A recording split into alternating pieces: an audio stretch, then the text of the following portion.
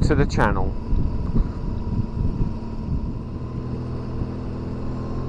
Today I'll be doing a short review of my BMW R1200GS 2010. Things I like, I mean, to be precise, my GS is a template. It's the 30th anniversary version. It's a TU model. As I say, the 30th anniversary gives it a few extras, which basically is LED lights and electronic adjustable suspension, which, you know, is pretty good. You know, works. In 3 settings: soft, medium. Well, I think it's comfort, normal, and sport. As I say, and you can adjust the preload as well electronically. They all work very well, and it allows you to basically ride the bike in very much comfort. But obviously switch it to sport when you want to, if you want to go quickly around the twisties and enjoy the handling, which is superb. As I say, back to sort of what's, you know, good and what's not really. I mean, handling is obviously good, and a great feature of this bike is the ability that it can keep up with, well, obviously a sports bike is always going to be quicker, but a GS can do very well in the twisties, as I say, and is certainly one of its, you know, abilities, being able to handle quite beautifully, really. As I say, so it's a nice balanced bike with ability to drop in quite easily around the bends. Comfort is very important, and as I say, the GS is a great place to be. The riding position is great. As I say, you can certainly do long miles on it. The seat's reasonably good. If you want to do really long miles, yes, you want to probably look into upgrading it a bit, or putting something in it, or getting a comfort seat. But the standard seat's not bad, in my opinion. As I say, there is maintenance. Another good thing is that, you know, they're all GSs are pretty much, because they don't have that much fairing, they're quite easy to get to a lot of stuff, and stuff that you can do, you know, for servicing is quite accessible to the majority of people.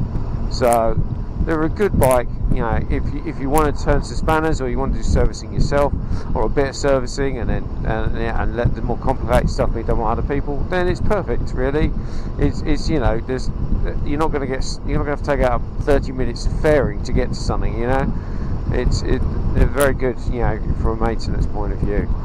And the later ones, like my one, which is a twin cam one, they don't have to have the valve timing checked quite so regularly. It has been done on mine, but as I say, you know, even at 40,000, they were done at 5,000-6,000 ago or whatever.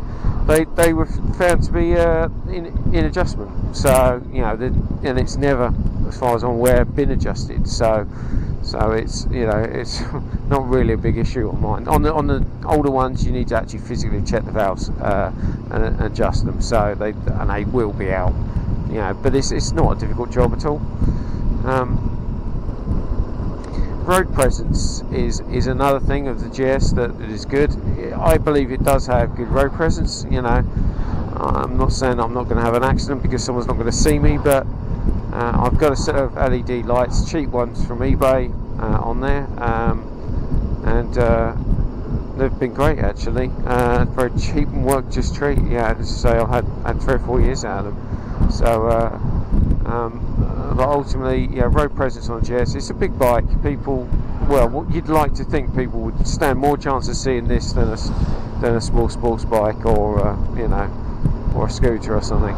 So negatives of the GS, not many, in my opinion anyway. I think it's a great bike, as I say, and its flaws that I'm willing to accept. Biggest one, in my opinion, is the weight. I wish it just weighed more, close to 200 kilograms than more like 238, I think it is, plus the panniers, which are another 19. So, and then any luggage you put on, any actual physical items. So it's a heavy bike. I mean, there's heavier bikes, but it's not a light bike. And in truth, I'd prefer one that's a little bit lighter. I mean, it's manageable, but you do feel it when you're manoeuvring it round. And where I live, I have to manoeuvre every day out of a little space, and it's quite hard to get in and out. And that's quite a lot of leaning and heaving. So I can't just ride away every night. I have to reverse it in, as it were, to get it out the following day. So it's a faff. Corrosion is a problem. As I say, I think it affects all GSs, it affects all bikes, but they are quite bad for it in certain places. First place to always look is the front of the engine on the alternator belt, timing cover housing, sort of behind the alternator belt. You'll see it, it's visible. That's where you want to look at all bikes, in pictures on eBay or anywhere else you're buying them. Any place is fine, but as I say, any place you look, as I say, look at the timing cover area. If you can get pictures, zoom in, because if it's not rusty there, it's probably been a well looked after bike, unless it's just been painted, of course. That's the worst bit. Sensors, the hubs on the wheels, the spoke wheels that this has got, they're rusty as well. They're alloy sort of hubs. The actual wheels themselves, a little bit of rust appearing by the spokes, the bottoms of the spokes, but it's not bad. All of the engine and gearbox casing and final drive, they've all got signs of corrosion, but it's not bad. The other areas, the front of the engine is the key one, really. And you can ultimately tell a bike that's been kept indoors or has lived outside from that. So, final drive, I'll just mention it quickly because there's a lot of chatter on the internet when you look at reliability regarding final drives. Isn't there a problem? Yes, there is, but no, it's not worth worrying about. Mine has been changed, but when it was changed, even though there was a little bit of play, it was in torrents, I changed them anyway, and I probably could have left it a hell of a lot longer. And mine had done about 36, so I mean, if you work on the logic of that, it probably would have needed to be done before it done 40,000-50,000. But I don't consider that bad, when you compare it to a bike with a chain. I hope you enjoyed the review. If you'd like to subscribe, that would be great. And leave any comments, good or bad, as I say. And see you in the next video. Bye bye.